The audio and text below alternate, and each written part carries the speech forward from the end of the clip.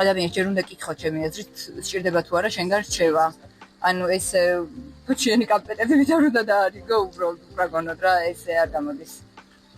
მე რა თქმა უნდა მიმღებლობა უფრო არ არის. ხო, კი, მიმღებლობას უფრო არის და საერთოდ არ არის ზოგჯერ სასიამოვნო ვიღაც რომ გაჯახებს რომ მე მგონი ჯობია ისე იყო და ესეთი იყო და არა ესეთი ან არ არის საჭირო. არ მეკითხოს მგონი. მგონი არ არის ხო საჭირო. ხო ეგ რაღაც პირადი სივრცეა. აი მაგ პირადი სივრცის ცნებაც უფრო ვისწავლეთ მგონი.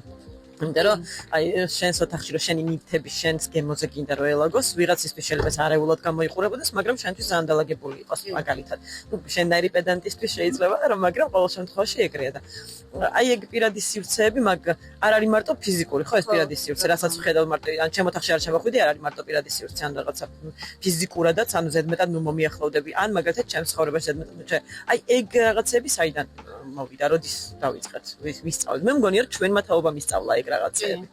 ისე ვიქნები ვარა საკუთარ თავზე დაკვირვება მგოსავლა სხვას როგორ უნდა მოექცეთ. შენ თუ არ გინდა და თან არ უნდა იყო ზოგადად ვერიდები საკუთარი თავის კატეგორიზაციას. სხვა ადამიანებსაც ურჩევ. ანუ არასდროს არ უნდა მოაქციო ჩარჩოებში. მე არასოდეს გავაკეთებ ამას, არ უნდა კონდეს თითქმის არაფერზე.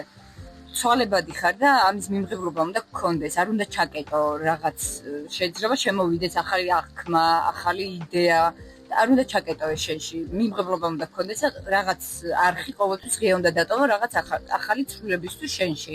საკუთარ თავს ჩაკეტავ რომ მე ისეთი ვარ და მორჩა და მე ანუ თუ ეგ კარგად მოქმედებდა შენზე და კმაყოფილი ხარ შენ თავით, ოკეი, მაგრამ ყოველთვის შეიძლება უკეთესი.